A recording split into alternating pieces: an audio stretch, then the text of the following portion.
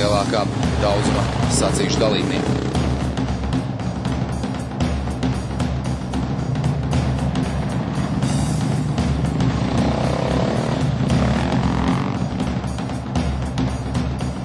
Vēlāk finišā Davids Freteņē šodien atzina, ka viņš nav īsti varējis iejusties šīs dienas tehniskajā ātrumposmā, kas gan vairāk atgādināja rallija ātrumposmu. Un mūsu Einārs Vinters šīs dienas ātrumposmā finišēja ar 31. labāko rezultātu, un ātrumposma uzvarētājiem Sirilam Deprē zaudēja 35 minūtes un 45 sekundes. Kopvērtējumā Einārs saglabā 15. pozīciju.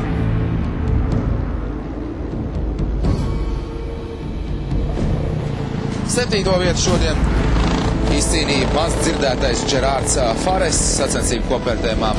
Viņš atrodas 27. pozīcijā, tātad šodien nodemonstrēja patiešām ļoti lielisku sniegumu. Savukārt uz 5. vietu kopvērtējumā ir pakāpies Pals Anders Ulevalseters. Šīs dienas ātrumposmā viņam 10. rezultāts.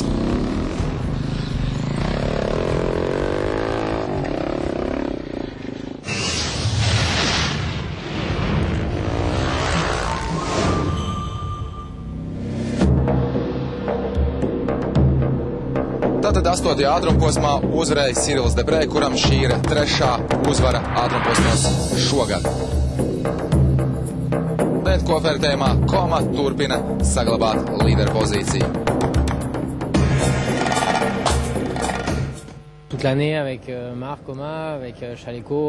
Sirils Deprē stāsta, ka šogad viņš, Marks un Čileko, ja Francesco Lopes ir dalījuši uzvaras ātrumposmos.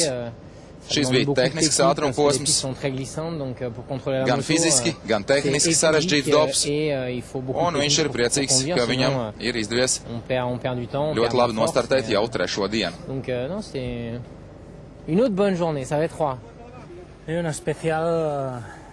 Bet Marks Koma stāsta, ka šis bija ļoti smags ātrumposms, arī diezgan slīdens, un bija jābūt ļoti uzmanīgam līkumos, tāpat tās arī bremzējot.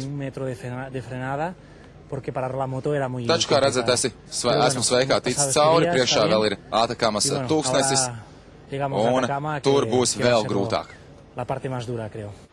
Translāciju piedāvā Latvtelekom televīzija.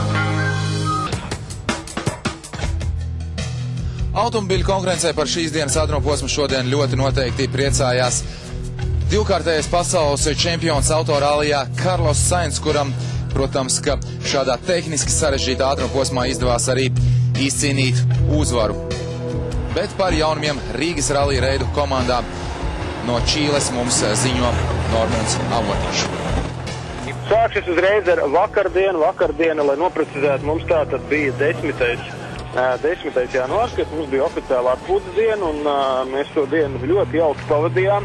Mums bija pat apciemojusi Latvijas goda konsuls Čīlē, un viņi šeit dzīvo jau kādus 7 gadus, un tad mēs mazliet vairāk uzzinājām par vietu, kur esam atbraukuši, un arī daži viesi no Rīgas pat bija aizkūlušies līdz Dienvidamerikai, lai mūs atbalstītu, un principā viss bija ļoti skaisti.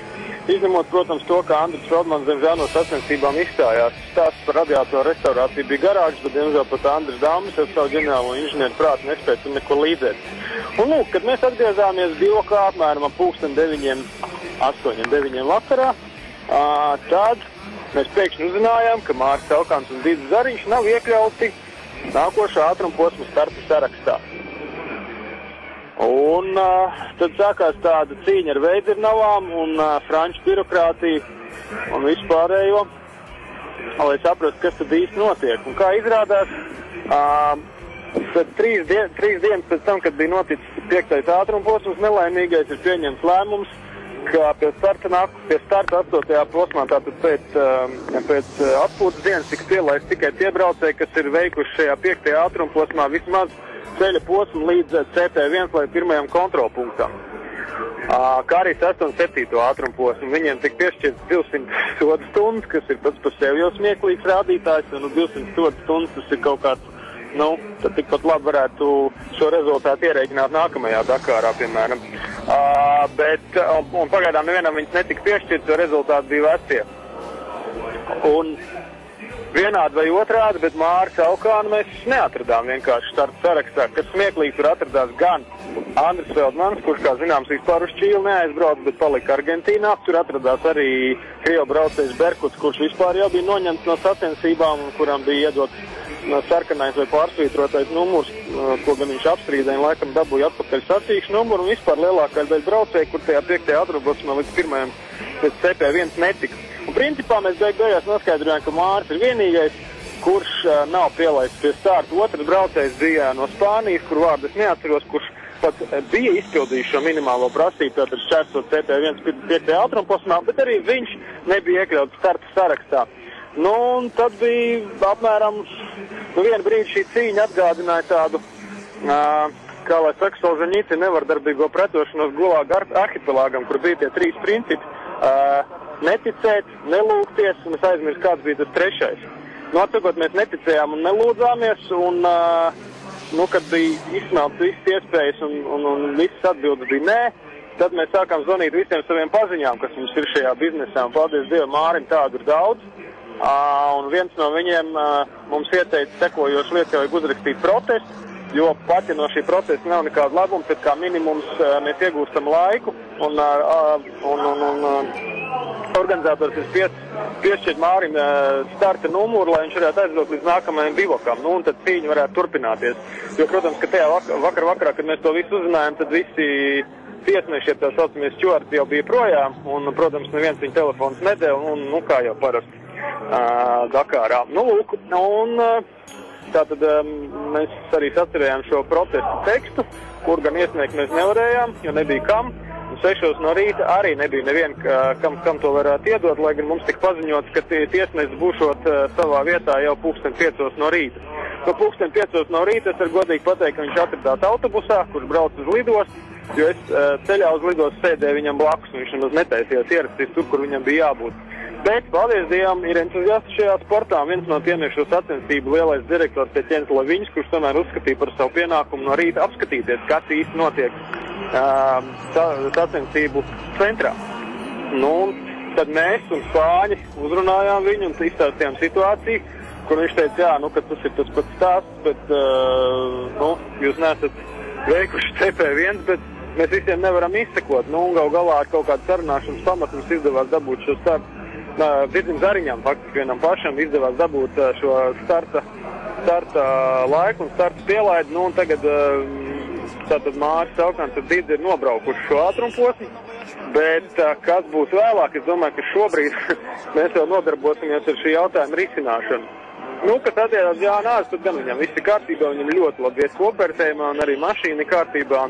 Vispār viņam šis pasākums ir bez piedzīvojumiem, ja neskaita tātad sensacionāla uzbraukšana uz celmu, kur pēc tam pārraidīja visu pasauli, lai gan tas skats drīzāk bija tāds spektakulārs nekā varbūt tur tehniski nepareizs vai bīstams. Tieši to pašu es varu teikt arī par Eināru Vinteru, jo varbūt šodien rezultāts nav bijis tik labs, bet es domāju, ka ņemot vērā ka ātrumposms kļūst arvien grūtāk, smilšs te ir ļoti daudz, arī tas augstums pamazām virs jūras līmeni kļūst arvien lielāks, tātad motoriem trūkst jaudas un pašiem ir grūti. Un arī ir ļoti mainīgi laika apstākļi, jo no rīta bija augsts un bija pat tāda mīgla sevišķi tur augstākajās vietās. Un pēc tam pēcpusdienā pēkšņi kļuva nenormāli karsts. Tā kā Čīle ir arī pārsteidzoša ar savu klimatu, pat vairāk pārsteidzoša nekā Argentīna. Bet kopumā visu to ņemot, es domāju, ka mums iet labi. Bet, es tomēr iesaku visiem, tā sakot, naktī no tātad 11. uz 12. janvāru rūpīgi turēt īkšķi par Māru Saukānu un Didzi Zariņu, jo mēs vēl pēc tam, kad jūs jau būsiet noskatījušies šo rēdījumu, iesim vēl skaidroties ar tiesnešiem.